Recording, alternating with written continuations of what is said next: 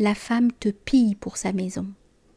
Et certes souhaitable est l'amour qui fait l'arôme de la maison, et chant du jet d'eau, et musique des aiguières silencieuses, et bénédiction des enfants quand ils viennent l'un après l'autre, les yeux pleins de silence du soir. Mais ne cherche pas à départager et à préférer selon des formules, ni le rayonnement du guerrier dans le sable, ni les bienfaits de son amour. Car le langage seul ici divise.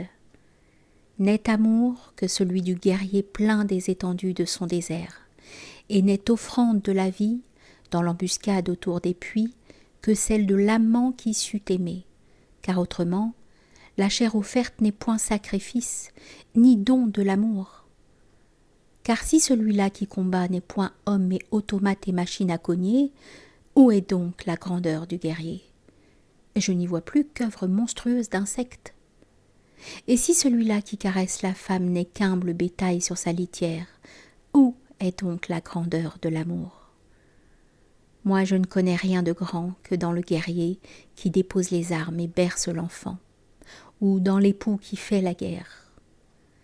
Il ne s'agit point d'un balancement de l'une à l'autre vérité, d'une chose valable un temps puis d'une autre, mais de deux vérités qui n'ont de sens que jointes. C'est en tant que guerrier que tu fais l'amour, et en tant qu'amant que tu fais la guerre.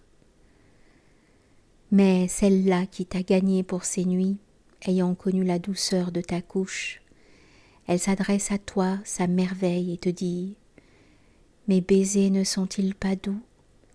Notre maison n'est-elle point fraîche? Nos soirées ne sont-elles point heureuses ?» Et tu le lui accordes par ton sourire. Alors, dit-elle, demeure auprès de moi pour m'épauler. Lorsque viendra le désir, tu n'auras qu'à tendre les bras, et je plierai vers toi sous ta simple pesée, comme le jeune oranger lourd d'orange. Car tu mènes au loin une vie avare, et qui n'enseigne point de caresses, et les mouvements de ton cœur, comme l'eau d'un puits ensablé, ne disposent point de prairies où devenir. Et en effet, tu as connu autour de tes puits solitaires ces élans désespérés vers tel ou tel dont te remontait l'image, car toutes embellissent dans le silence.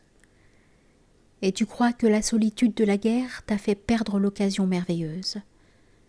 Et cependant l'apprentissage de l'amour, tu ne le fais que dans les vacances de l'amour. Et l'apprentissage du paysage bleu de tes montagnes, tu ne le fais que parmi les rocs qui mènent à la crête. Et l'apprentissage de Dieu, tu ne le fais que dans l'exercice de prière auquel il n'est point répondu.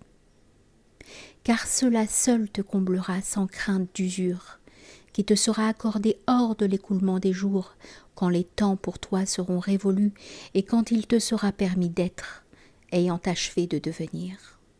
Et certes, tu peux t'y méprendre et plaindre celui-là qui jette son appel dans la nuit vaine, et croit que le temps coule inutile en lui dérobant ses trésors. Tu peux t'inquiéter de cette soif d'amour sans amour, ayant oublié que l'amour n'est par essence que soif d'amour, comme le savent les danseurs et les danseuses qui font leur poème de l'approche alors qu'ils pourraient d'abord se joindre. Et moi je te le dis, l'occasion manquée est celle-là qui compte. La tendresse à travers les murs de la prison, voilà peut-être la grande tendresse. La prière est fertile autant que Dieu ne répond pas. Et ce sont les silex et les ronces qui nourrissent l'amour. Ne confonds donc point la ferveur avec l'usage de provisions. La ferveur qui exige pour soi n'est point ferveur. La ferveur de l'arbre va dans les fruits qui ne lui rapportent rien en échange. Ainsi de moi vis-à-vis de mon peuple, car ma ferveur coule vers des vergers dont je n'ai rien à en attendre. Ainsi ne t'enferme point non plus dans la femme, pour y chercher ce que tu y as déjà trouvé. Tu ne peux que la regagner de temps à autre, comme celui-là qui habite la montagne descend parfois jusqu'à la mer.